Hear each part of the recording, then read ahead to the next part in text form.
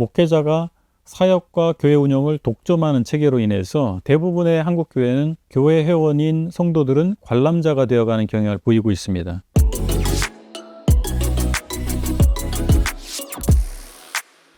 안녕하세요. 형제단은 오늘날 세계 모든 대륙 그리고 대부분의 국가에 존재합니다. 2019년 기준 전 세계 형제단 교회 숫자를 보니까 총 26,333개입니다. 기독교 선교지 불모지와 같은 중동 이슬람권에도 형제단 선교사들이 일찍 진출해서 이집트의 형제단 교회는 중동 형제단 선교의 교도부 역할을 하고 있습니다. 그런가 하면 강성 이슬람 국가로 알려진 이란에도 지하교회 형태로 형제단이 존재하고 있습니다. IBCM이라고 International Brethren Conference on Mission이라고 하는데 전 세계 형제단 수양회라고 할 수 있죠. 그 수양회에서 참석하는 그 국가 수를 보니까 150개 국가예요. 한국에는 2022년 기준으로 231개 교회가 설립되어 있고요. 이처럼 형제단의 규모는 전 세계적으로나 한국에서 보거나 결코 미미한 수준이 아닙니다. 형제단은 또한 신학적으로도 기독교계에 적지 않은 영향을 미쳐왔습니다. 다비는 근본주의 형성에 중요한 사상적 자원을 제공한 근대 세대주의 기틀을 세웠고요. 형제단은 오직 기도와 믿음을 통해서 하나님의 공급하심만으로 고아들을 돌본 이야기로 수많은 그리스도인들의 감동을 주고 있는 조지 밀러, 그 다음에 중국 내지 선교의 문을 열 뿐만 아니라 믿음 선교의 모본이 된 허드슨 테일러, 그리고 에콰도르 미전도 종족 선교를 하다가 순교해서 수많은 그리스도인 청년들에게 선교 열정을 불러일으켰던 짐 엘리엇, 이런 분들을 배출함으로 말미암아서 기독교계에 중대한 영향을 끼쳐왔습니다. 그런가 하면 F.F. 브루스라고 하는 분이 있는데 이분은 신약 성경의 역사적 신뢰성을 지지한 성서학자로 저명합니다. 이분은 자신이 형제단과 함께하는 소신을 분명하게 밝혔고요. 그럼에도 불구하고 한국 기독교계에서는 형제단에 대한 정보가 별로 없어요. 그리고 그들이 기독교계에 미친 영향에 대해서 구체적인 평가가 이루어지지 않고 있습니다. 목사님 이야기를 들으면서 형제단이 어떤 교회인지 알게 된 것 같아요. 목사님의 형제단에 속한 교회에서 목회하시는데 형제단에 대해 연구하시고 느낀 점과 한국 교계에서 형제단이 어떤 역할을 하길 기대하시는지 궁금합니다.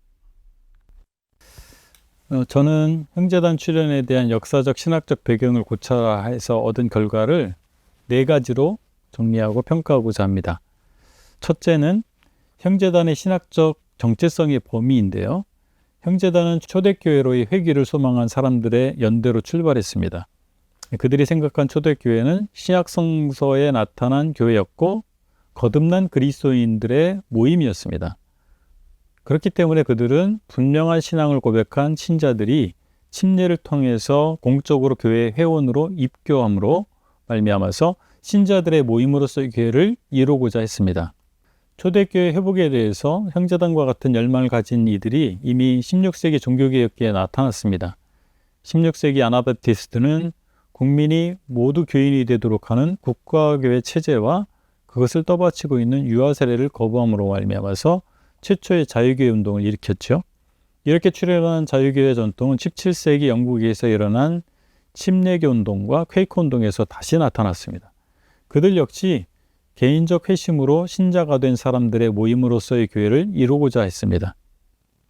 따라서 형제운동은 국가교회 체제를 거부한 자유교회 운동이었고 분명한 회심을 체험한 이들, 즉 참신자들의 모임이 교회를 추구했다고 볼 수 있습니다. 그들은 성직자 독점 체제를 배격하는 가운데에서 모든 신자가 제사장으로서 참여할 수 있어야 한다고 주장했던 거예요. 그래서 다른 말로 하면 회중중심적 교회를 이루고자 했습니다. 이러한 형제단의 특징은 자유교회 전통의 특징과 일치합니다. 형제단은 신론, 성경론, 그리고 구원론 등의 기독교 핵심 교리에 있어서는 종교개혁자들과 같은 믿음을 가졌습니다. 다만 그들의 교회관은 신자의 침례와 신자들의 교회라는 용어로 대변할 수 있는 자유교회 전통과 같은 입장이었어요. 따라서 형제단의 정체성은 종교개혁의 후예들로서 자유교회 전통의 범주 안에 있다고 할 수 있겠습니다. 둘째는 형제단 출현 당시 이미 자유교회 전통 안에 있는 침례교회가 있었고 그 교회의 목회자들이었던 사람들이 이탈해서 별도의 무를 형성한 이유가 무엇인가라고 하는 점인데요. 19세기의 침례교회가 초기의 모습에서 벗어나는 과정에서 더 근본적인 침례교 정신과 행습으로 돌아가려고 했던 분들이 같은 가치를 추구한 형제운동에 합류하게 된 것으로 보입니다. 형제단보다 2세기 전에 출현한 침례교회는 역사적 과정을 거치고 또 그 규모가 확대되면서 초기의 모습보다 체계를 갖추게 되었는데 이에 대한 거부감 그리고 초기 침례교회에 대한 향수가 침례교회 내부에서 있었을 것으로 생각됩니다.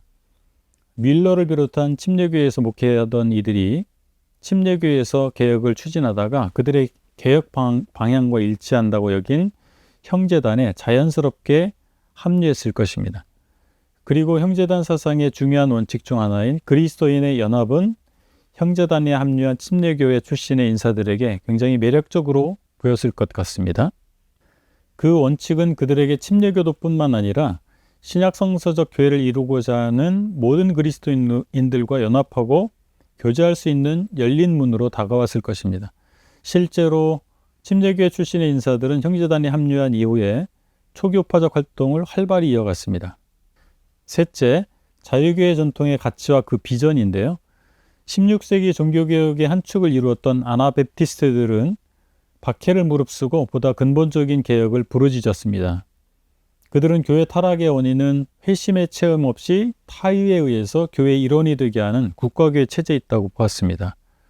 또한 교회는 구약 이스라엘과 구별되는 하나님의 백성이기 때문에 구약 이스라엘에게 적용되는 행습과 규율을 그대로 적용할 수 없다고 그들은 생각했어요. 그렇기 때문에 구약 이스라엘이 법적으로 행해야 했던 11조 제도, 그 다음에 육체적 체벌을 가하는 형벌 제도가 교회에 그대로 적용될 수 없다고 봤던 거예요. 근데 그들은 교회에서 성도가 하는 헌신은 국가가 개입한 어떤 법률에 의한 것이 아니라 자발적인 것이어야 된다라고 봤고, 교회의 권징, 체벌이죠. 징계는 주의 만찬에서 제외하는 영적 형태의 체벌이어야 된다고 주장을 했던 겁니다. 또한 그들은 모든 신자가 제사장이라는 성경의 가르침대로 교회의 회원 모두가 교회 봉사에 참여할 수 있는 형태를 취해야 한다고 믿었습니다. 아나베프티스트가 추구한 종교개혁은 초대교회로의 회복, 즉 근원적 개혁을 추구한 것이었다고 정리할 수 있겠습니다. 아나베프티스트는 주류 종교개혁자들이 미흡했던 부분, 즉 이신칭의 복음이 개인에게 실제적 신앙으로 수용되게 하는 것에 한계가 있었던 이런 부분에 대한 대안을 제시했던 것입니다.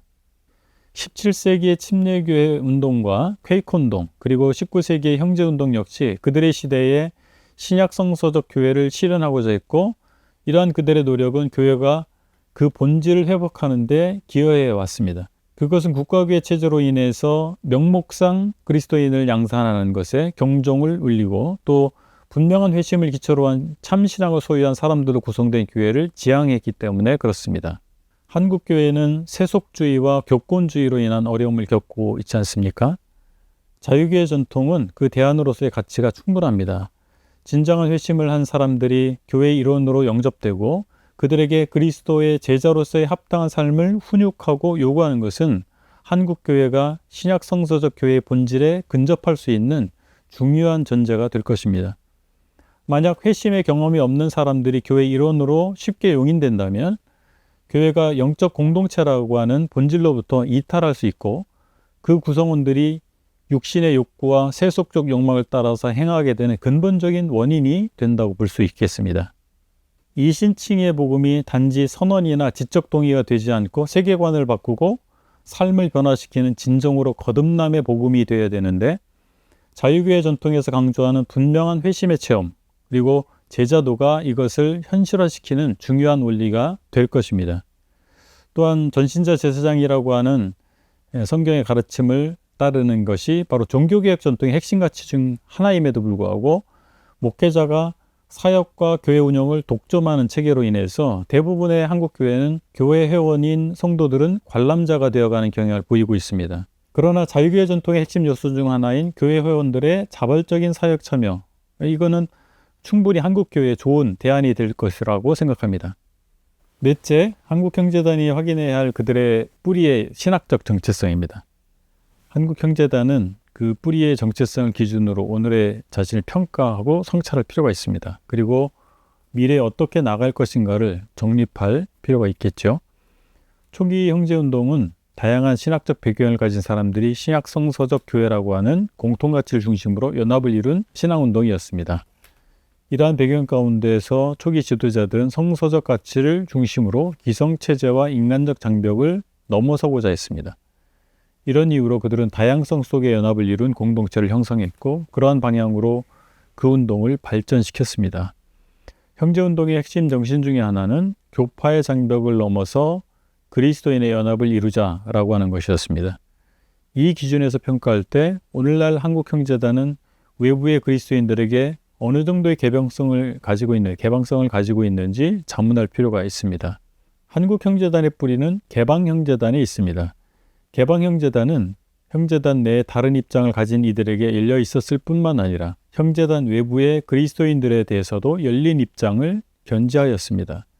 그들의 주요 인사들은 형제운동의 초기부터 이러한 입장을 취했고 이후에 개방형제단의 주요 기조가 되었습니다. 개방형제단의 교제권에 있는 교회들은 전 세계에 걸쳐 존재하고 복음전도에 있어서 대내외적으로 활발하게 협력하고 있습니다.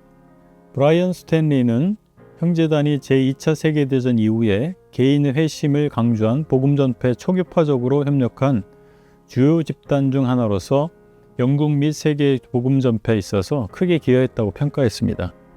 스탠리가 언급한 형제단은 개방형제단을 의미합니다. 그는 사업가 존 랭과 스코틀랜드 보수당 의원이자 농산물 수입상사 회장이었던 존 핸더슨, 이 두 분이 빌리그레함의 1954년 런던 지역 전도대회의 열렬한 지지자였음을 확인했습니다. 그리고 특히 랭은 런던 성경대학과 케임브리지 성경연구소 틴들하우스에도 재정적 후원을 아끼지 않았음을 밝혔습니다. 또한 스탠리는 1928년부터 1964년까지 IBF 총무를 지낸 더글러스 존슨에 대해서 언급했고요. FF 브루스와 워드 가스크가 밴쿠버 리젠트 칼리지에 기독대학원을 설립하는 데 기여했다는 사실을 밝히고 있습니다. 이러한 외부의 평가와 같이 개방형제단은 입장이 다소 다른 교단이나 거기에 소속된 사람들과 기독교 단체에 대해서도 복음 전파를 위해서 기꺼이 협력했습니다. 그렇기 때문에 개방형제단은 고립된 폐쇄적인 무리가 아니라 복음 안에서 협력하는 열린 무리라고 할 수 있습니다. 이것이 오늘날 한국의 형제단이 계승 발전해 나가야 할 부분이라고 저는 생각합니다. 크리스토퍼 도스는 오늘날 사람들은 그들의 영적 뿌리를 유지하면서 사회의 기존 질서와 접촉하는 일을 잃어버린 사람들, 그리고 사회적 접촉을 유지하면서 그들의 영적 뿌리를 상실한 사람들이라고 하는 두 부류로 구분된다고 지적했습니다. 그의 지적처럼 한국의 형제단은 초기 형제단의 공과를 직시할 필요가 있고 그들이 추구한 성경적 가치를 계승화돼 그들이 걸려 넘어진 돌뿌리를 이 시대에는 제거하는 지혜로운 선택을 해야 합니다. 그리고 한 걸음 더 나아가서 오늘날에 어떻게 성경의 복음과 진리를 위하여 헌신할 것인가에 대해서 고찰과 노력이 필요합니다. 그뿐만 아니라 다음 세대에게 물려줄 역사를 겸허한 가운데 기도하며 써 나가야 할 것입니다. 한국의 형제단은 자신들의 기원에 대한 성찰을 통해서 스스로의 정체성을 분명히 확인할 뿐만 아니라 외부와의 교류를 통해서 그들의 정체성인 자유계의 전통의 가치를 다른 그리스도인들에게 소개하고 또 그에 대한 실제적인 모델이 됨으로 말미암아서 기독교계에 한 대안을 제시할 수 있기를 바랍니다. 가시광선 속에 7가지 다른 파장, 즉 7가지 색의 빛이 포함되어 있기 때문에 우리가 사물의 다양한 색감을 확인할 수 있잖아요. 이처럼 한국의 형제단은 한 분이신 하나님을 믿는 신앙 안에 다양성이 필요하다는 사실을 인정할 필요가 있겠습니다. 그러면서 다른 입장을 가진 그리스도인들을 존중하는 가운데에서 자신들의 역할을 다함으로써 하나님의 선을 이뤄가는 역사적 소임을 다해야 할 것입니다. 감사합니다.